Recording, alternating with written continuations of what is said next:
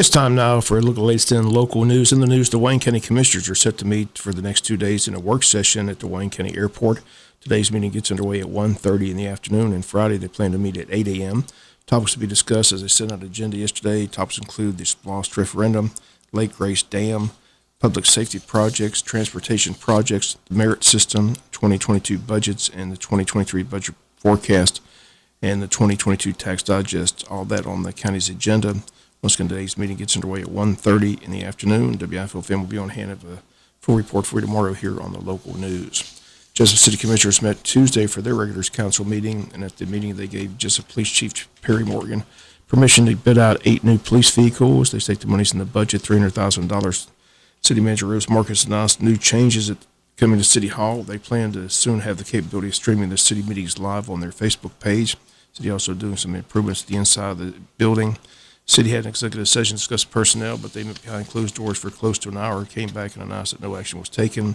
City voted 5-1, with Commissioner Stanley Todd voting no to bid out the items for the MLK building. Mayor Hickox offered to save the city money by donating his time and to oversee the air conditioning work. Commissioner Tim Cockfield wanted the city to accept sealed bids, and again, they voted 5-1 to do just that. Mayor says he was just offering to save the city money. Cockfield said that was his opinion, that it would save money, to which the mayor said it's a fact, not an opinion. City Commission finally set the fees for these food trucks that pop up all around town and set up and sell food competing against local businesses. Here are the new guidelines. If the food truck is based in Wayne County, they pay a $500 a year fee, must purchase a city business license, and pay a city a percentage of the gross receipts. For food trucks based out of Wayne County, they pay a $500 annual fee, also must purchase a business license, and must also pay a $300 a month fee to the city of Jesup, plus a percentage of the gross receipts. Once again, the city checked with other surrounding cities and counties, get a sense of how they handle the food trucks, and the new fees were approved on at Tuesday's meeting and take effect immediately. We'll be back with more news after this word from our sponsor, the commercial messages, so please stay tuned. In other news, Wayne County Superior Court in session this week. A jury was selected Monday but sent home Tuesday as a plea deal was reached. Superior Court Judge Stephen Kelly on the bench.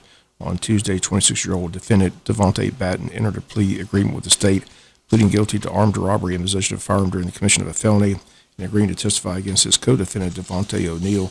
The Batten, in a statement made to the GBI, states that O'Neill was the man who pulled the trigger, which killed 47-year-old Tuck Taylor of Bacon County, Alma, Georgia. All 3 men from Bacon County. The killing occurred in Bacon, but the body was dumped in a ditch at Lake Grace. The date of the shooting death occurred back on October 2nd, 2020.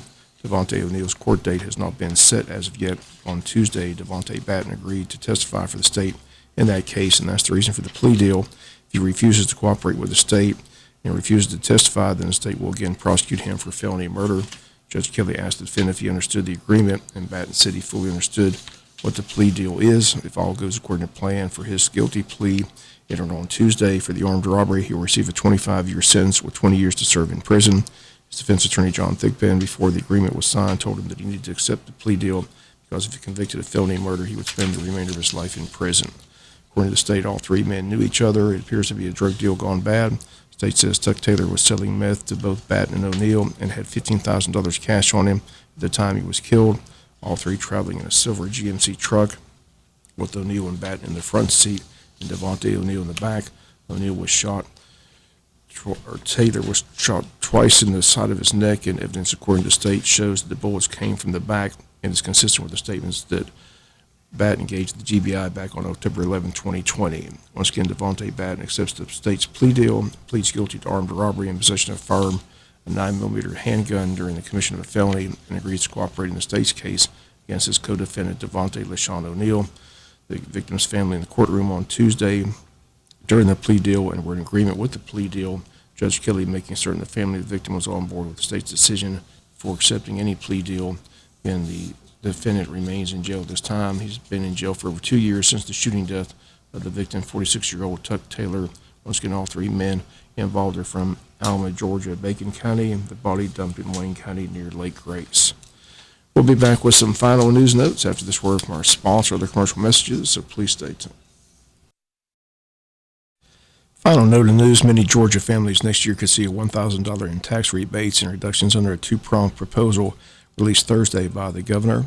Kemp says he wants to spend about $2 billion in state surplus money to provide a replay of the income tax rebates lawmakers approved back in March and a resurrection of a more than 20-year-old property tax rebate that died during the Great Recession.